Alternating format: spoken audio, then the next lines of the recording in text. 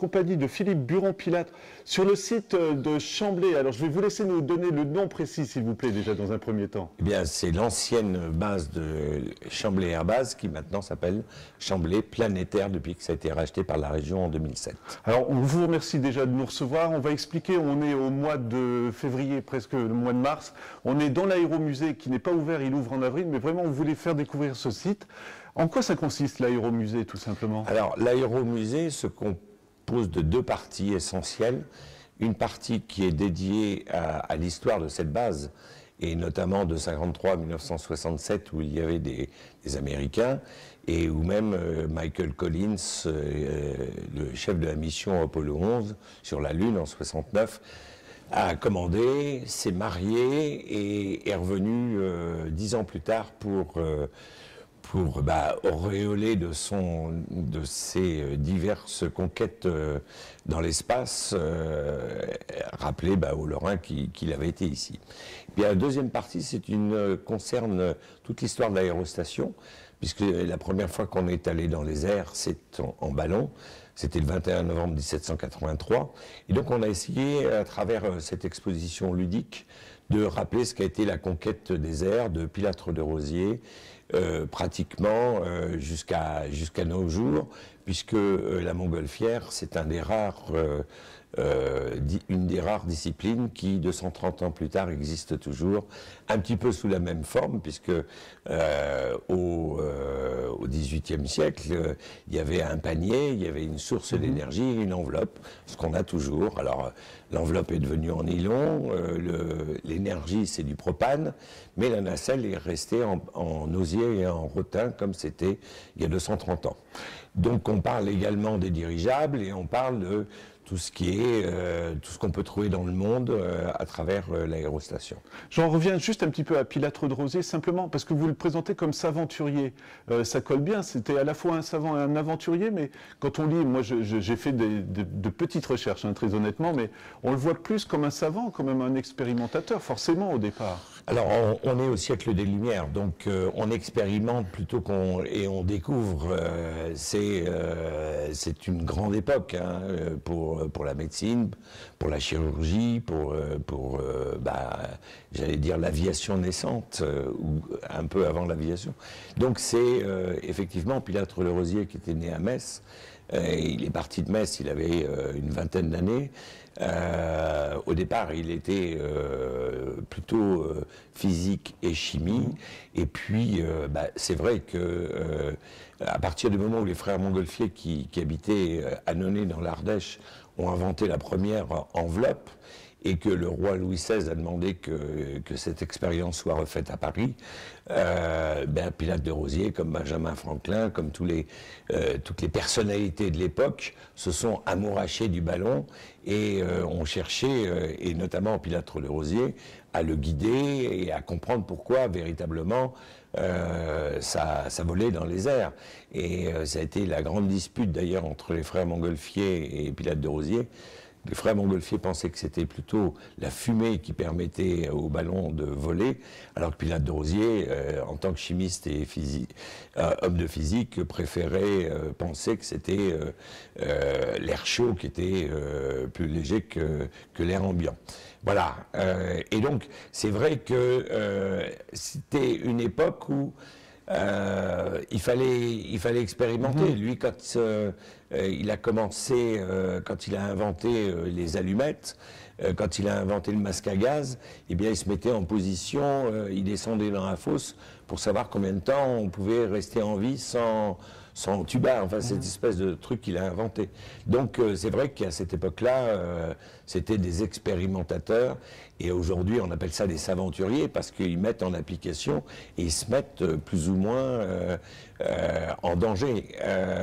Mais on pourrait dire aussi que c'est le premier pilote d'essai, puisque la première fois qu'il a volé dans un ballon, il a cherché à en contrôler à la fois l'ascension, la descente et la direction. On va inviter vraiment les gens à venir à partir du mois d'avril, encore une fois, dans l'aéromusée. C'est aussi un bel hommage à ce moyen, alors comment on dit, un moyen de déplacement? C'est quoi, un loisir C'est à la fois un véhicule de locomotion. On navigue dans les airs, on va à la vitesse du vent, dans la direction du vent. On est suspendu sous une bulle d'air, donc effectivement c'est un aéronef de la classe des aérostats qui se déplace avec le vent. Et c'est pour ça qu'on l'a appelé l'aéromusée, en fait, parce qu'on organise beaucoup, dans le cadre du parc naturel régional et avec l'éducation nationale, des formations pour les jeunes. Alors ça va de la maternelle jusque pratiquement au CP, où on peut faire des découvertes au trésor, essayer de comprendre, tout en travaillant sur la physique, sur la chimie, sur l'histoire. Pourquoi la montgolfière et les ballons à gaz ont servi aux conquêtes militaires, pourquoi c'est devenu indirigeable, et puis pourquoi 230 ans plus tard, ça continue à exister. Voilà, on va en parler parce que 2015, c'est la nouvelle édition, alors c'est Aéroballon, si je ne me trompe pas, aidez-moi, c'est ça, c'est bien le nom? Non, c'est Lorraine Mondial Air Ballon. Voilà, c'est du 24 juillet au 2 août. Ça sera la 14e édition, donc ça fait pratiquement 30 ans, puisque c'est né en 1989, mais on organisait également déjà depuis une dizaine d'années le Challenge Pilâtre de Rosiers à Metz dans le cadre des Fêtes de la Mirabelle de 1983 à 1992.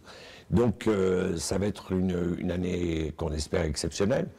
Alors ça tombe aussi une année anniversaire, puisque Pilâtre de Rosiers s'est tué en ballon en juin 1785. Donc nous sommes dans les 230 ans également. Et puis depuis 2013, nous avons le record du monde du plus gros envol, 408 ballons. Donc nous sommes devenus la première manifestation au monde et on va essayer de conserver, bien entendu, ce titre, parce que c'est pas si souvent que la Lorraine bénéficie d'un titre de premier au monde. Est-ce que c'est une question de passionné? Parce que quand on se promène, je vois, il y a des pièces de collection, il y a des vases, il y a des pins, il y a des cravates, il y a des tas de choses comme ça. Et il y a aussi les pilotes qui viennent et qui échangent. Il y a aussi, au-delà de quoi, c'est du sport aussi, mais c'est une question de passion ici. Alors, oui, cet aéromusée, c'est pour montrer la passion. Mais c'est vrai que dans le monde du ballon, on aime bien tout ce qui touche au ballon. Et ça, c'est une collection personnelle, donc qui a été mise en scène.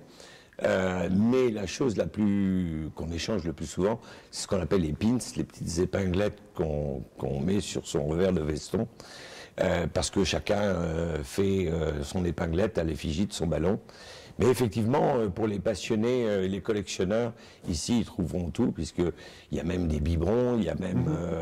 voilà, donc toute l'idée, ça a été de retrouver tout ce qui se faisait dans le monde entier, et de se rendre compte que finalement, la montgolfière, c'était une image très porteuse, puisqu'on l'utilise pour les jeux pour enfants, mais on l'utilise aussi pour le champagne, on l'utilise pour les cravates, pour les sous-vêtements, il y en a également. Donc effectivement, et pour les pilotes de ballon, c'est quelque chose de sympathique de venir découvrir cet aéromusée, parce que c'est moderne, c'est ouvert, il y a même de la vidéo, on peut se promener, s'attarder, lire, essayer de comprendre, et en plus on a un auditorium où on diffuse des films en permanence, et on a un centre de ressources qui est certainement l'un des centres ressources au monde les plus intéressants, puisque nous avons à peu près 100 000 photos, vidéos, diapos, plus de 300 livres et des documents qui remontent au début du XVIIIe siècle. Est-ce qu'il y a une pièce que vous appréciez particulièrement ici? Non, je les aime toutes. Vous aimez toutes. Et toute dernière question, on est hors saison, on le rappelle quand même, mais si il y a des animations, on peut se renseigner, il y a du pilotage ou des choses comme ça? Alors oui, effectivement, on ne fait pas que cet aéromusée, on ne fait pas qu'organiser le Lorraine Mondial Air Ballon. On a une activité d'importation de montgolfières, c'est un centre agréé de maintenance et d'entretien de montgolfières. Nous avons un centre de formation, nous formons des pilotes tous les ans, et nous avons une dizaine de montgolfières que nous promenons dans le monde entier pour le compte de nos partenaires. Voilà, donc on a simplement à vous contacter, on verra toutes les activités. 03 82 33 77 77, il n'y a aucun problème, et on peut nous trouver aussi bien sûr sur le web, pilâtrederosiers.com avec des traits d'union. On trouve très facilement en passant par Google.